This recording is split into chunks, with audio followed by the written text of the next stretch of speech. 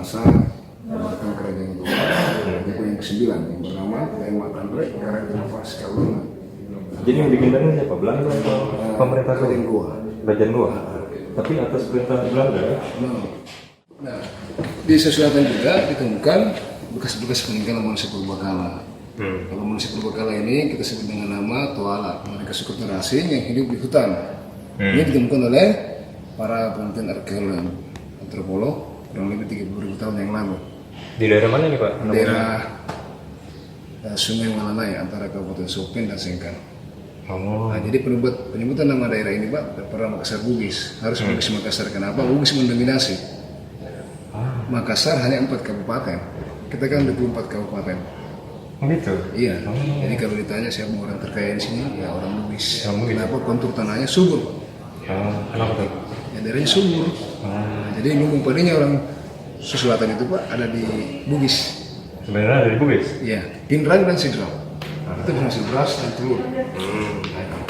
Nah ini saya mengumpulkan makanan tahap awal, sama paleolitik. Ini artefak-artefak mereka Pak. Gue prasejarah Leon. Nah ini dia kita konkret bahwa dulunya pulau ini di bawah laut. Ini ada moluska Pak, cangkang kerang-kerang. Nah sekarang sudah jadi fosil. Kalau kita masuk di Gua Lemlean, kita juga bisa melihat handprinting dan gambar kabali, babi hutan, babi liar. Nah, kenapa toala ini melukis atau membuat telapak tangan mereka di dinding gua untuk menandai daerah teritorial mereka. Jadi dari toala yang lain, kalau saya lihat ini harus ada tempat yang lain. Nah, ya. Umur berapa ini batuan? Ini kemarin ada penelitian penting. Jadi ditemukan juga gambar gambar babi rusa, anoa. Itu mereka peneliti dari Australia, dari Universitas Griffith. Itu menemukan lukisan di dinding gambar anoa sapi hutan. Itu mereka menggunakan nuklir detektor untuk mengukur atau menghitung jumlah umurnya. Ternyata 40.000 tahun Pak. Ini yang tertulis sekarang. Lukisannya? Iya Pak. Di Sipong, di Liang Sipong, di Pangkep. Oke. Nah itu. Kalau batunya? Kalau ini, ya ini jauh sebelum gambar-gambar telapak tangan ini. Ya kan dulunya kan di bawah laut. Iya. Bukan jadi Berapa? 50.000? Wah, itu jutaan tahun yang lalu terbentuknya. Oh, gitu. Ya, oke. Jadi namanya Sawah Goa. Aslinya ada di Istana Kerajaan Goa di Kabupaten Goa sekarang. Jadi Masih ada istananya? Iya masih ada. Yang sekarang sudah menjadi museum. Oke. Oh, istana jadi museum? Iya. Oke. Nah kalau kita melihat aslinya Pak, Bapak harus datang pada saat Idul Adha. Dipamerkan? Iya, karena ada ritual yang mereka laksanakan yang namanya acara kalumpuan, artinya pencucian benda-benda pusaka milik kerajaan Goa. Tentunya kalau kita ke sana kita bisa mencuci yang lain kecuali ini. Nah, ini kurang dari 400 aslinya, ini hampir 2 kg, 1.800 gram. Banyak Pak? Emas berharga intan berlian. Tidak murni Bapak murni kan yang milik Pak. Campur ya? Iya lah, 3 detik ke arah Pak. Iya. Bahkan intan berlian, tingginya 30 cm. Ya. Ya. Nah ini ada gelang berbentuk naga ya. Jadi ini tidak terlepas dari penamaan museum ini. Namanya Lagaligo. Siapa itu Lagaligo? Lagaligo adalah nama orang. Sekarang sudah berkembang menjadi sebuah karya sastra epik, epos, cerita terpanjang di dunia. Apa? Lagaligo ini. Ada bukunya? Ada, sudah ditranslate menjadi 7 bahasa dunia. Naskah aslinya terdiri dari 300 halaman bertuliskan huruf lontara kuno. Tentang apa itu Pak? Di sini ada 3 hal. Pertama, sebagai falsafah hidup orang Bugis Makassar. Kedua, sebagai cerita tentang kerajaan-kerajaan yang pernah eksis di sini. Ketiga, pantangan dan larangan tidak boleh kita langgar. Termasuk prinsip orang Bugis Makassar, siri napaca adalah bagian dari naskah Lagaligo. Apa tuh? Budaya siri itu ya, budaya siri prinsip orang Bugis Makassar. Budaya siri itu budaya Manu, paca itu budaya Embawati. Nah, jadi budaya siri itu harga diri. Jadi kalau di sini kalau sudah tercoreng harga dirinya, pilihannya cuma satu. Kalau dia tidak mati, lawannya harus mati. Pada saat kerajaan Goa yang bernama Daeng Pamatte. Daeng Pamatte. Nah, tahun 1538 ya. Ada 3 jenis lontara yang diciptakan. Pertama, lontara kuno hanya orang-orang tertentu yang bisa baca. Kedua, lontara yang berbicara tentang agama. Ketiga, lontara yang diisi oleh Dinas Pendidikan Provinsi Selatan yang kita pada sekarang mulai dari SD sampai SMA. Kalau nggak dapat nilai yang baik, tinggal kelas. Iya. Ya, masuk dalam mulut, lokal. Jadi ada dua bahasa kita pelajari. Bahasa Bugis, Kaganga, Makassar, Kaganga. Nah, sebenarnya kayak ini. Oh ini huruf-hurufnya ini. Ini huruf antaranya. Kenapa? Ini kan sumbernya dari Al-Quran, Pak. Nah, Iya. kerajaan yang pertama ya, yang memulai agama Islam itu ya kerajaan Goa. Melalui raja mereka yang ke-14 yang bernama Imam Rabi'a dan Imam Rangi. Setelah masuk agama Islam, berubah nama menjadi Sultan Alauddin, kakek dari Sultan Hasanuddin. Jadi semenjak Sultan Alauddin itu dimulailah era kesultanan di sini. Tapi karena datangnya VOC yang jadi pemimpinnya kan kerajaan yang paling berkuasa pada saat itu adalah kerajaan Goa. Daerah kekuasaannya hampir 2/3 wilayah Indonesia, bahkan sampai ke Australia, bahkan sampai ke Asia Tenggara. Tapi hegemoninya di stop oleh Belanda. Nah, dengan cara politik divide et impera. Jadi dia domba lah antara kerajaan Goa dan Bonda. Bekerja lah sama Bonda dan Belanda, akhirnya kalahlah kerajaan Goa. Di Kabupaten Bone, museum Saruaja di kota Bone. Nah, ini. Bahannya apa ya? Ini emas juga. Emas itu? Iya. Emas putih tapi. Katakan musik Batangka karena pilar-pilarnya bala-bala musik itu diambil dari pohon kayu Batangka. Nah, ini Al-Quran, ini kumpulan sahabat Nabi lengkap, ini tasbih berjumlah 1000 biji. Gunanya bukan untuk bertasbih, tapi untuk membayar seseorang. Untuk apa? Membayar, menyumpah seseorang. Jadi caranya kita pegang begini. Ada seorang khalifah, pemimpin yang berdiri di tengah, akan menyumpah kita. Kalau ingin mempelajari agama Islam secara terintegrasi, karena kita yakin di sini ada 4 unsur: syariah, tarikah, hakikat, dan khalifah. Maksud dengan benteng ini, ternyata lapangan Karamus adalah halaman dari benteng ini. Ya, jadi ada jalan terowongan yang menghubungkan, tapi ditutup Pak, untuk mencegah. Sekarang tutup. Ya itu untuk mencegah pencurian benda-benda cagar budaya. Di sini Pak, kalau kita menggali 2 meter, pasti dapat barang-barang benda pusaka cagar budaya. Nah itu. Jadi fungsi utama benteng ini, dasar kerajaan Goa menguasainya sebagai tempat untuk menerima tamu-tamu dari kerajaan Goa. Jadi yang tinggal dulu di sini adalah para bangsa Goa dan para prajurit Goa, apalagi pasukan katanya. Nah, jadi kan armada perang laut kerajaan Goa itu sangat tangguh Pak. Ya. Inilah yang sangat disegani oleh pihak-pihak luar. Tentunya kan kerajaan Goa berkuasa di lautan, ya. Menerapkan sistem pelayaran yang sudah ada. Sekarang sudah diadopsi oleh TNI Angkatan Laut. Nah ini yang unik dari arsitektur ini, bangunan rumahnya adalah bagian depannya. Ini yang sangat penting ya. Nah kalau orang Bugis bilang Timpak Laja, kalau orang Makassar bilang Sambulayang, terdiri dari 5 susun. Itu artinya apa? Orang yang punya rumah ini bangsawan murni ya, dari pihak bapak dan ibu sama-sama bangsawan. Kalau pemilik kota Bugis Makassar biasanya cuma ada 2. Itu artinya mereka dari keluarga independen, keluarga merdeka. Kalau 3 keluarga panglima, keluarga pemberani, turun keluarga pemberani. Panglima. Nah, biasanya ada yang kosong. Kalau yang kosong itu keluarga biasa.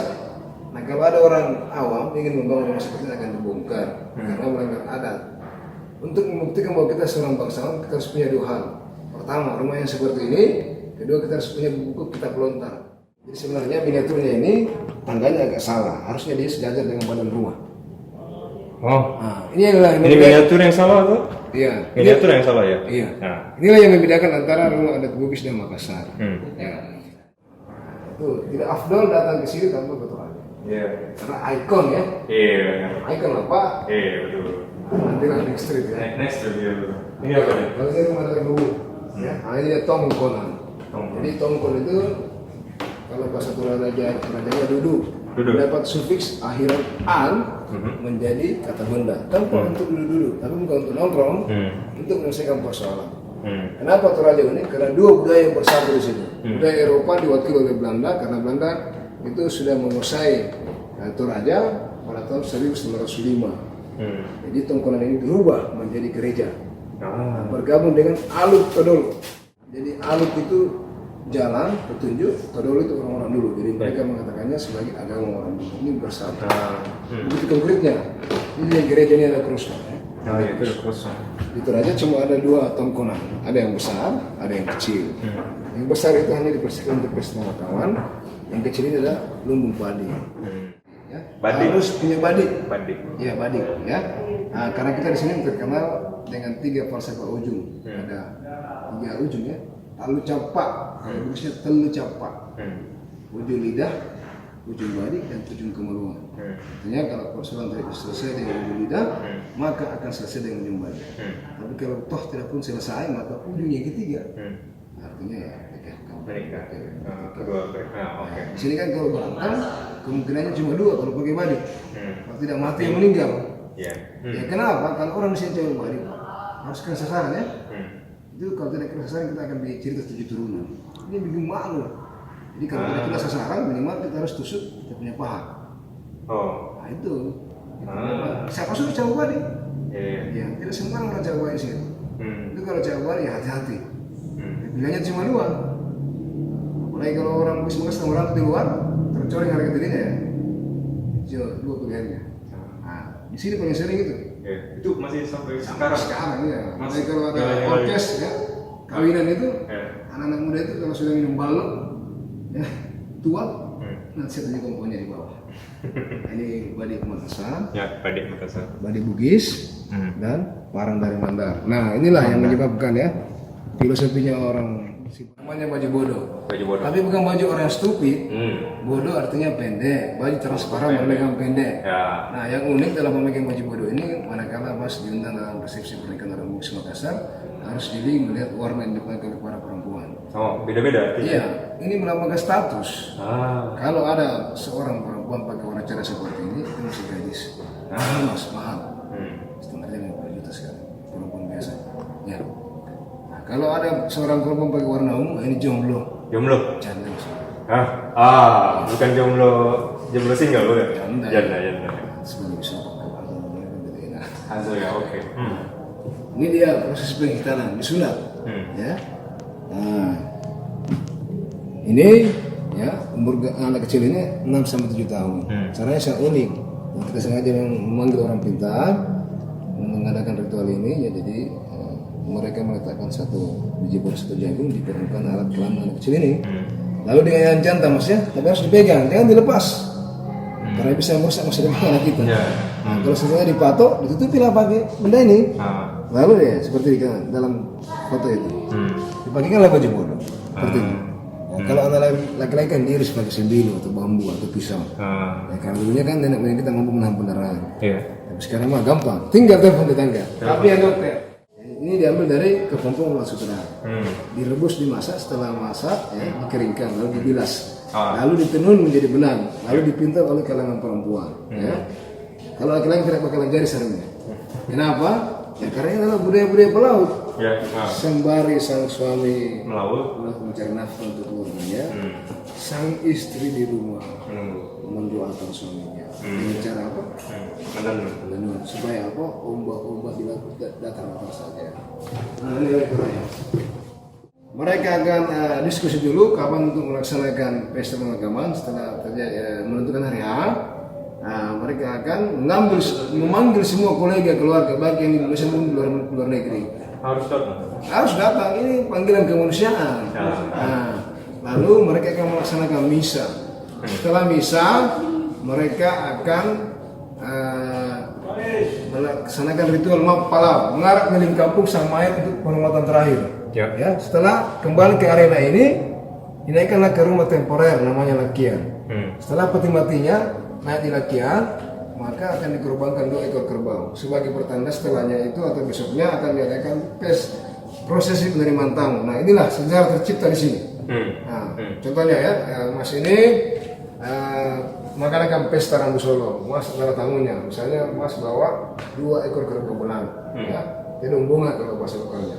Satu harga tidung bunga itu mulai dari 150 juta, bahkan ada yang sampai 1 miliar. Ya, Mas bawa 2 ekor, ya, bawa babis 2 ekor, bawa balok, tua, kopi, beras dan segalanya. Mas ini akan videokan dengan baik dan benar. Setelah selesai Mas ini, tibalannya Mas harus mengembalikan seperti apa yang dulu dibawa Mas. Ya. Jadi coba dibayangkan, kalau kita punya 100 tamu ya, kita akan berhutang ke 100 tamu itu. Iya betul. Kalau kita meninggal dunia, anak cucu kita akan melanjutkan. Ya, jadi hutang kita terlestari. Jadi itulah yang menyebabkan Toraja semakin terkemuka. Jadi 40% pemuda Toraja itu lari keluar. Cari apa? Cari kerja. Bayar apa? Bayar hutang. Kembali. Kalau kita di sini Bugis Makassar, menikah sulit, mati gampang. Di Toraja Menikah gampang, mati sulit. Tapi jangan mati dulu sebelum ke Toraja. Ya, nah itu dia. Iya, betul. Nah, di Toraja ada 3 jenis kuburan, ya. Nah, jadi setelah prosesi penerimaan tamu, ya, itu kan kerbau-kerbaunya di keesokan harinya, itu mereka akan sembelih. Kenapa disembelih? Ya sebagai kendaraan bagi spirit arwah dari sang mayat ke alam arwah namanya Puya.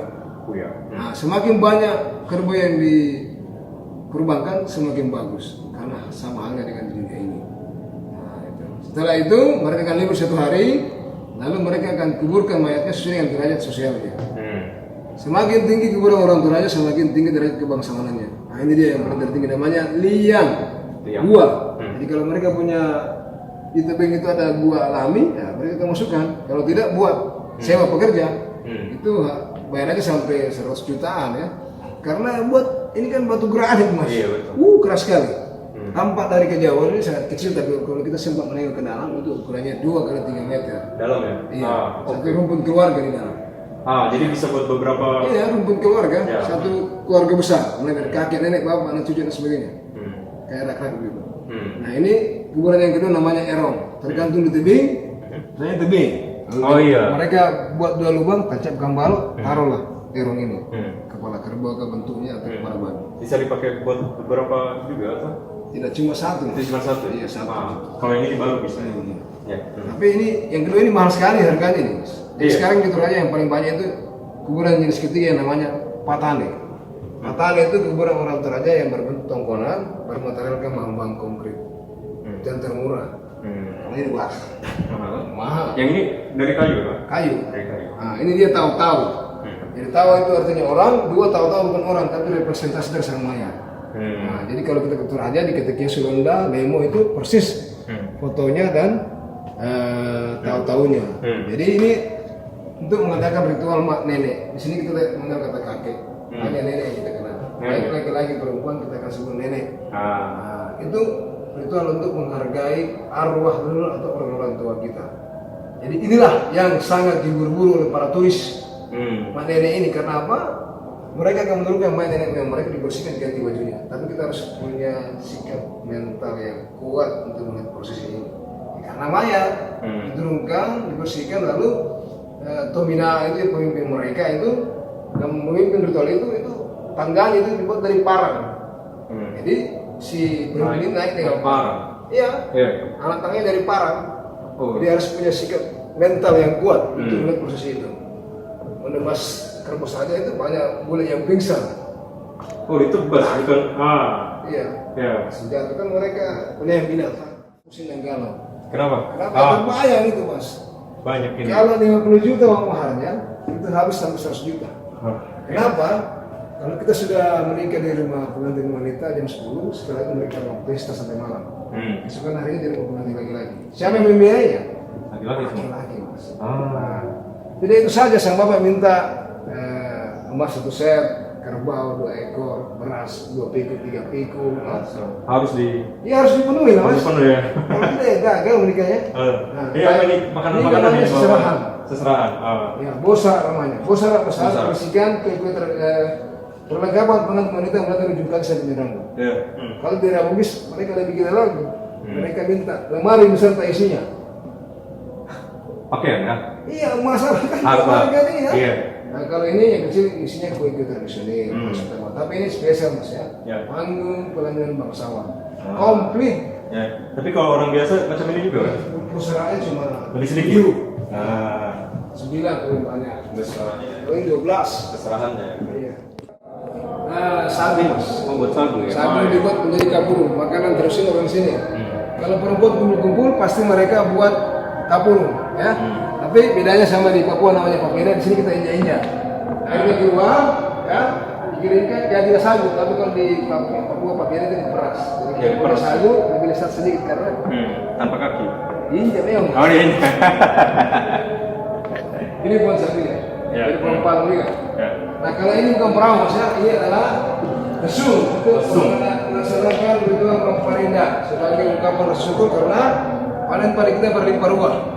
Ya, jadi di sini ajang pertemuan antara muda-mudi cari jodoh. Jadi yang memainkan musik ini para gadis. Ya. Pakai warna cerah mas ya. Bisa coba tahu di mana? Ini kopra ya. Kopra. Ini material untuk membuat minyak goreng higienis. Oh, kopra. Ya. Nah ini dia produk finish kasus yang legenda. Ini sudah berlayar keliling dunia ya. Dulunya dipakai sebagai kapal perang untuk melawan Belanda. Ini dulunya tidak pakai mesin, hanya mengandalkan layar. Ya. Tapi sekarang sudah pakai mesin. Kalau tidak ya 5 tahun sampai Jakarta mendayung. Ini dia bisa setir di kiri kanan. Jadi ada orang berdiri sebelah menyebelah untuk menyetir. Nah, ada 2 orang tuh. Ya, nenek moyang orang Bugis Makassar selalu menganjurkan kepada anak cucunya supaya mempunyai jiwa seperti perahu Bugis ini. Kenapa? Seperti dalam lukisan ini, kalau ini berlayar di lautan, meskipun dihantam badai, ombak yang besar seperti dalam lukisan ini tetap melaju di lautan. Sama halnya dalam kehidupan ini, kita harus punya spirit ya, seperti perahu Bugis ini. Kalau ini perahu Pak Bagang, perahu penangkap ikan oleh nelayan. Kalau di Eropa ini namanya katamaran, karena punya 2 badan perahu. Tapi bedanya di sini kita punya jari di tengah mas. Ini ada di Kabupaten Baru. Kalau Toraja kan kita ke arah utara naik, kita akan melewati daerah Bugis. Kita akan melihat banyak orang di sini. Ini yang tangkapan ditaruh di sini, ya? Di dalam ini. Kita pakai ke sini. Terus ini buat apa nih?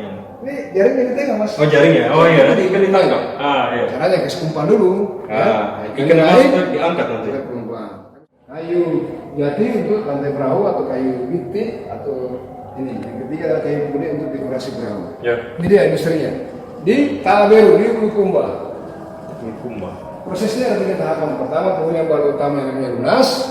Kemudian ditambah balut di kiri kanannya lalu dipotong tulangnya. Dulunya untuk memperkuat struktur sambungannya pakai pasar. Ya. Tapi sekarang mereka pakai Baja. mur dan baut untuk memperkuat. Nah, proses pembuatan perahu Bugis ini telah mendapat penghargaan dari UNESCO dalam kategori Intangible Cultural Heritage tahun 2017. Kenapa intangible tidak nyata? Karena tukang perahunya atau Pandita Lopi bahasa lokalnya itu kalau kita sketsa saja atau blueprintnya nggak mau, katanya ada di kepala mereka. Ya. Harganya ya mahal sekali, 5 miliar sampai 10 miliar. Hanya orang-orang Eropa yang mampu membeli. Kenapa? Mereka jadikan sebagai mini cruise ship, kapal besar ini untuk mengarungi kepulauan Indonesia. Sampai itu juga mengunjungi pulau-pulau eksotik untuk diving dan sebagainya. Kalau sudah tua atau rusak, mereka akan jual ke nelayan setempat karena dia perbaikannya dopnya hampir sama. Lebih mahal, bikin baru.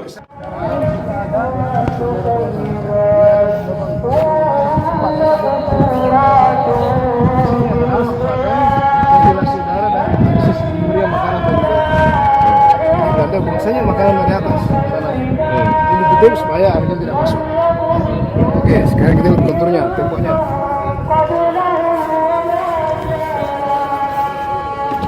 Ini dia. Ini tembok benteng ini, ya, hampir 7 meter. Dengan ketebalan kurang lebih 2 meter. Dari sini sampai di sini, mas. Ya, 2 meter. Nah, ukuran bawah terpanjang 90 cm. Ini ketebalan 20 cm. Ada 2 material yang digunakan untuk berkat tempat satu dengan yang lain. Pertama adalah tanah liat, yang kedua adalah putih telur. Tapi materi yang kedua ini masih dalam perdebatan, ya. Masih agak sulit dibuktikan oleh para arkeolog dan antropolog. Ini kan hampir 3 hektar. Berapa banyak telur yang habis? Ya, kalau tanah liat sudah dibuktikan. Tetapi kebanyakan batu-batu yang di permukaan ini sudah banyak yang diganti. Nah, yang asli itu bagian-bagian bawah, mas. Ya. Nah, ini ada kanal. Memang bentuk aslinya dikelilingi oleh parit dan kanal. Jadi dikelilingi kanal ini. Ya, benteng pertahanan. Cuma perbedaannya, seperti di Eropa kan bentengnya banyak buayanya kanalnya. Di sini ada buayanya, mas. Iya. Yang tinggal bukan buaya darat, yang tinggal air mata buaya. Kenapa ya? Laki-laki sini habis duitnya ya. Baik no mas. Untung kalau tidak utang.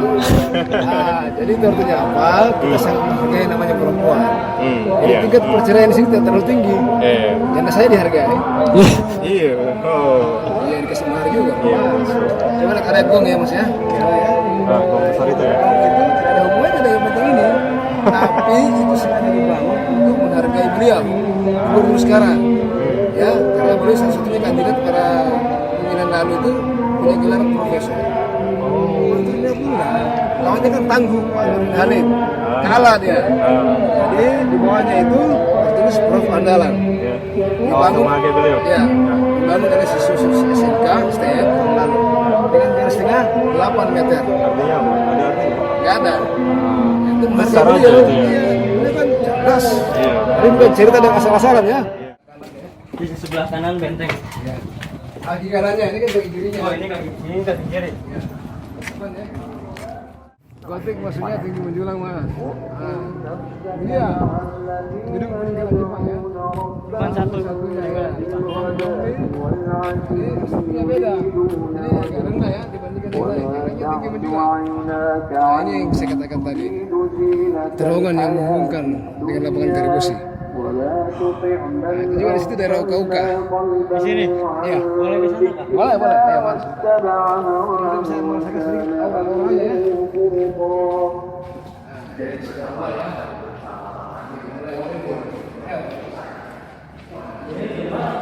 Terowongan. Escape, jalan escape menuju lapangan Karibosi.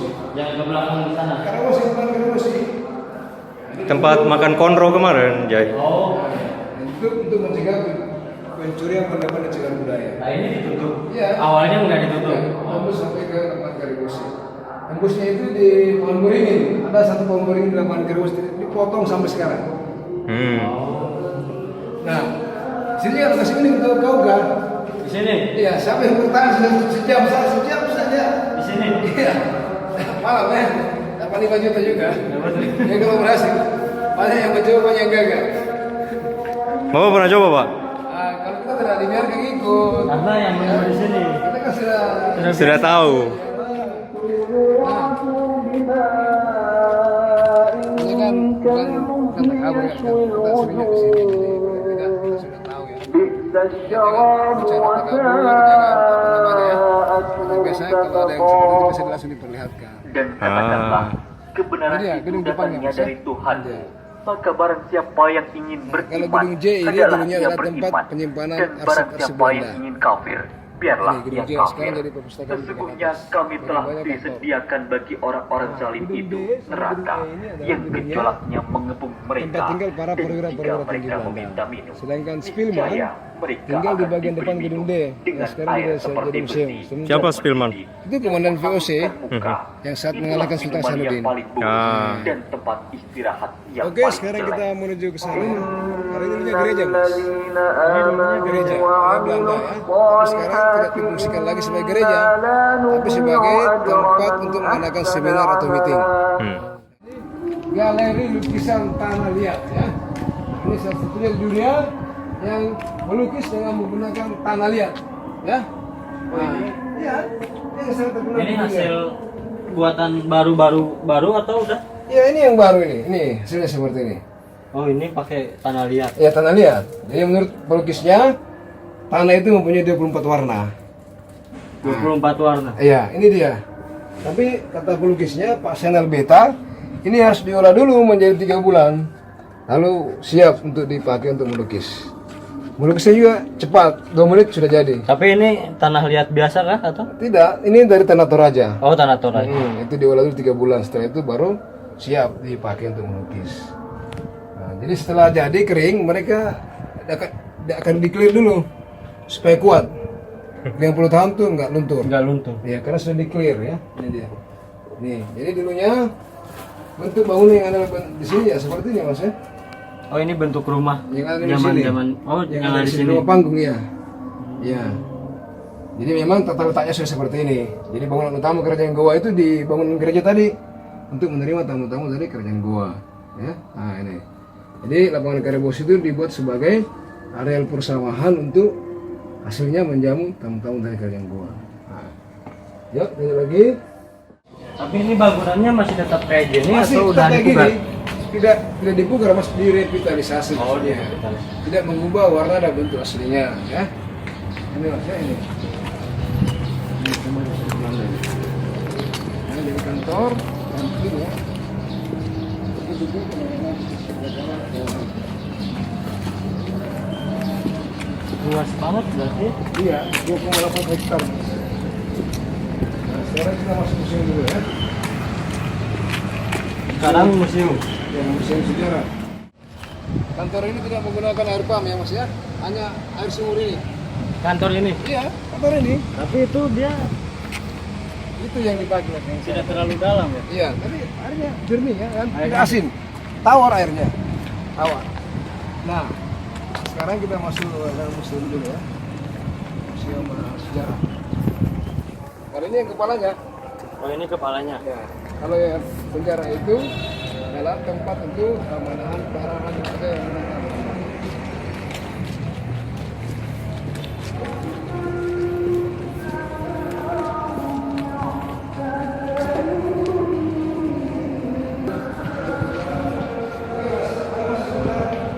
Nah ini ya, nih paketnya. Kamu boleh dari atas. Memang seperti tampak sebagai kura-kura yang sedang berangkat ke laut ya.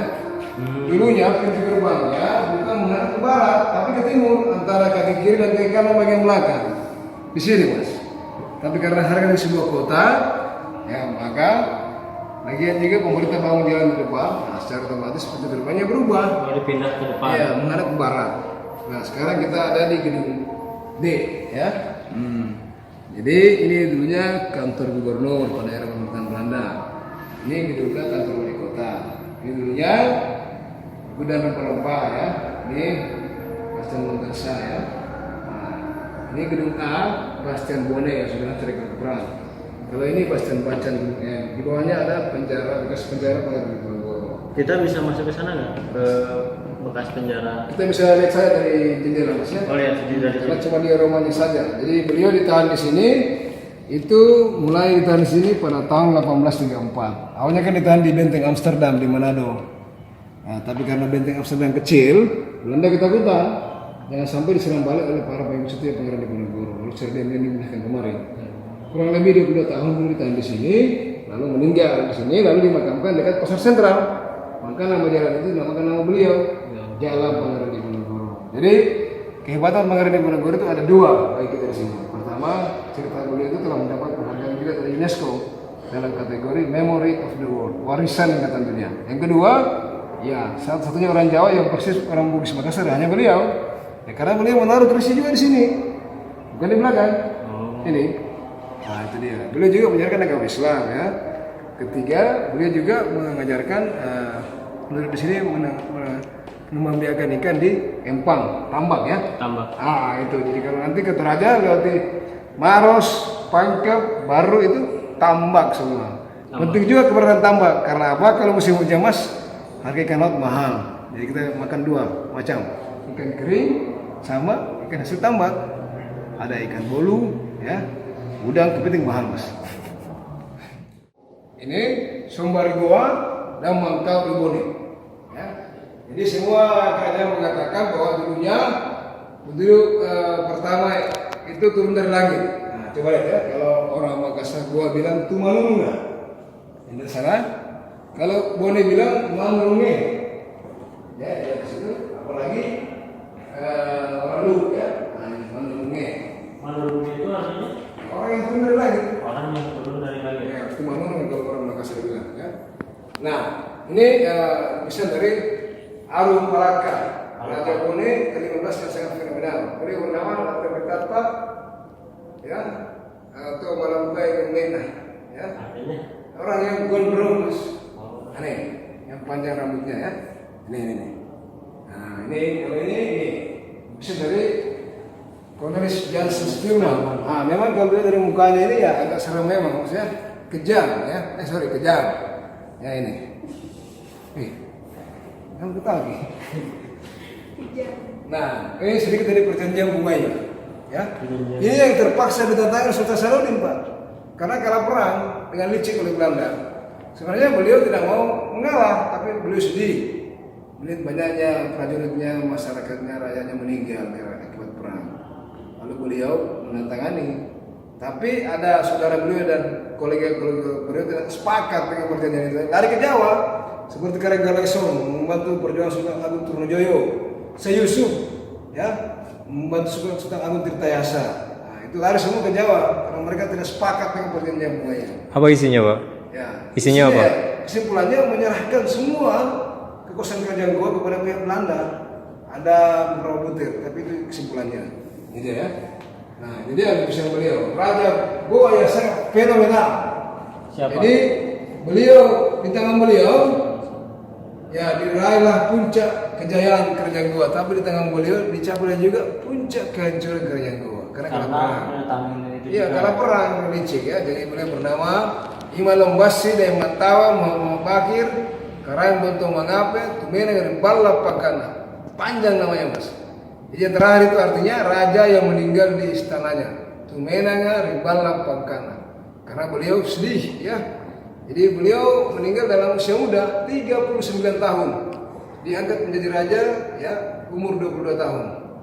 Nah, kemudian memerintah di Goa cuma 16 tahun. Tapi beliau telah mendapat juga gelar dari Belanda ya, the rooster from the east atau the Ances van Oosten atau ayam jantan dari timur. Jadi diabadikan nama beliau ya, di seluruh Indonesia pasti ada Jalan Sultan Hasanuddin sebagai pahlawan nasional pada tahun 1973. Di sini juga kan ada Bandara Sultan Hasanuddin, Universitas Hasanuddin. Nah, itu dia untuk mengabadikan beliau. Di sini juga ada Kodam 14 Sultan Hasanuddin ya, karena kegigihan beliau. Mungkin Mas sudah dengar cerita ya antara gue dan Goa. Ini cerita miris ya, tapi inilah akalan-akalan Belanda untuk memecah belah kita. Sebenarnya menurut cerita dari Laga Liga itu, kita ini 3 serangan kita terpisahkan alias bersaudara. Tidak dikatakan seorang Bugis kalau tidak punya darah Makassar. Begitu pun sebaliknya. Tidak dikatakan orang Makassar kalau tidak punya darah Bugis atau Luwu. Karena kita ini bersaudara berdasarkan cerita dari Laga Ligo. Jadi di kerajaan Luwu itu punya seorang pangeran yang bernama Saweri Gading. Saweri Gading ini punya saudari perempuan namanya Weten Riabeng. Tapi pada saat kecil mereka tidak bertemukan karena ada ramalan. Kalau mereka menjadi dewasa, mereka akan menikah. Ramalan ini hampir berhasil, tapi dicegah oleh kedua orang tua Saweri Gading. Lalu beliau diarahkan ke negeri Cina. Berangkatlah beliau ke negeri Cina, lalu bertemu dengan putri bangsawan Cina yang persis mirip seperti adiknya, yang bernama Wei Chudai. Akhirnya mereka menikah. Hasil dari pernikahan mereka lahirlah Laga Ligo. Ini sudah menjadi kisah sastra, sudah berapa dipentaskan ya. Cerita terpanjang lah yang di ya. Kalau sudah baca itu Mas, nah itu tuntas kerja kita tentang Sulawesi. Ya lumayan, tebalnya segini. Iya, ya, bisa temu dulu di toko, salah satu toko yang paling terkenal ya, toko buku ya. Ini dia lukisan-lukisan beliau, dimana dari Cina. Mulai dari sana, dari Kerja Langit, Bukti Langit, sampai ke ini. Ya.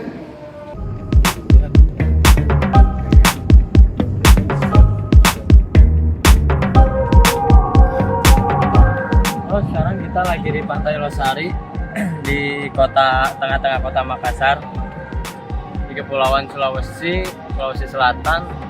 Ini pantai yang terkenal banget ya, dan jadi salah satu maskot kota Makassar.